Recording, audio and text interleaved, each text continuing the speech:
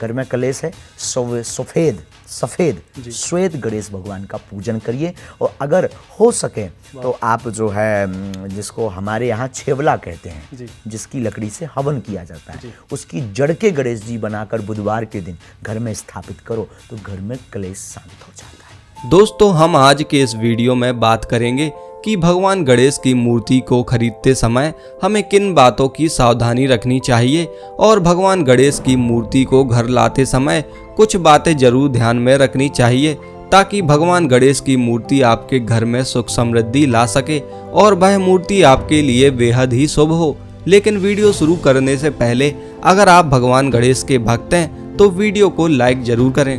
दोस्तों, जैसे हमारे हिंदू धर्म के अनुसार गणेश चतुर्थी के दिन घरों में भगवान गणेश की मूर्ति को स्थापित करने की परंपरा चल रही है, लेकिन गणेश चतुर्थी या किसी अन्य अनुष्ठान के समय भगवान गणेश की मूर्ति खरीदते समय कुछ बातों का ध्यान अवश्य रखना चाहिए और हमें भगवान गणेश की ऐसी मूर्ति को घर में स्थापित करना चाहिए जो कि शास्त्रों के अनुसार सही हो। भगवान गणेश की मूर्ति में जनेऊ, सूंड, वाहन और अस्त्र शस्त्र, हाथों की संख्या, मूर्ति की बनावट और मूर्ति किस चीज से बनी हो, मूर्ति की आकृति कैसी हो, इन सभी बातों को ध्यान में रखकर ही मूर्ति खरीदनी चाहिए। गणेश भगवान के स्वरूप की पूजा करने से हमारे घर में सुख समृद्धि और भगवान की कृपा होती है और घर में रिद्धि सिद्धि का वास होता है और हमें पूजा का पूरा फल मिलता है। तो आइए जानते हैं कि भगवान गणेश की मूर्ति खरीदते समय हमें किन बातों का ध्यान रखना चाहिए। भगवान गणेश की मिट्टी से बनी मूर्ति को घर में लाना बेहद शुभ होता है। प्लास्टर ऑफ पेरिस या किसी अन्य वस्तु से बनी मूर्ति की पूजा नहीं करनी चाहिए या फिर धातु जैसे सोने, चांदी, पीतल से बनी मूर्ति की पूजा करना बेहद शुभ माना जाता है।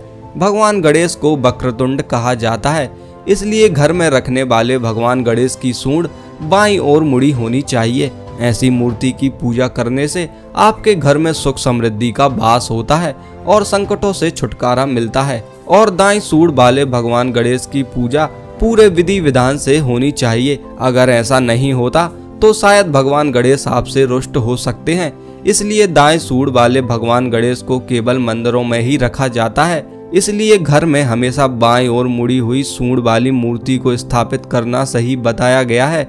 इसके अलावा भगवान गणेश की ऐसी मूर्ति की स्थापना करना घर में बेहद शुभ होता है, जिनके एक हाथ में वक्र और एक हाथ में लड्डू और एक हाथ आशीर्वाद देती हुई मुद्रा में होना चाहिए। इससे घर में तरक्की और बरकत के सारे रास्ते खुल जाते हैं। इसके अलावा उनके साथ उनका वाहन मूषक भी होना चाहिए, क्योंकि भगवान गणेश अपने वाहन के बिना कहीं नहीं जाते। इसलिए भगवान गणेश की प्रतिमा के साथ चूहा जरूर होना चाहिए और भगवान गणेश की प्रतिमा को घर में स्थापित करते समय उनकी पीठ दीवार की तरफ होनी चाहिए, क्योंकि भगवान गणेश की पीठ के पीछे अशुभता का वास होता है और सामने की ओर रिद्धि सिद्धि का वास होता है। इसके अलावा भगवान गणेश की बैठी हुई प्रतिमा को बेहद शुभ माना जाता है। ऐसी मूर्ति को घर में स्थापित करने से घर में स्थायी लक्ष्मी का वास होता है और कार्यों में सफलता मिलने लगती है। भगवान गणेश के कंधे पर जनेऊधारी मूर्ति को घर में रखना शुभ होता है। भगवान गणेश को हालचंद भी कहा जाता है, इसलिए ऐसी मूर्ति की पूजा करना बेहद लाभकारी होता है जिसमें उनके ललाट पर चंद्रमा बना हो। शास्त्रों के अनुसार भगवान गणेश को धूम्र वर्णमाला बताया गया है, यानी भगवान गणेश का रंग धुएं के समान होता है। इसलिए भगवान गणेश के पीले रंग और रक्त वर्ण रंग की मूर्ति की पूजा करनी चाहिए।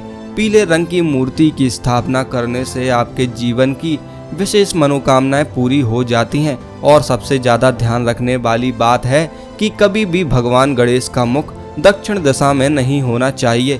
पूर्व दिशा में मूर्ति को रखना बेहद शुभ माना जाता है। भगवान गणेश के पास दूसरी कोई गणेश प्रतिमा नहीं रखनी चाहिए, ऐसा करने से रिद्धि सिद्धि नाराज हो जाती हैं। इसके अलावा भगवान गणेश को रोज दूर्वा चढ़ाने से आपकी मनोकामना पूर्ण होती है और रोज ओम गंग गणपते नमः मंत्र का जाप करना बेहद लाभकारी होता है।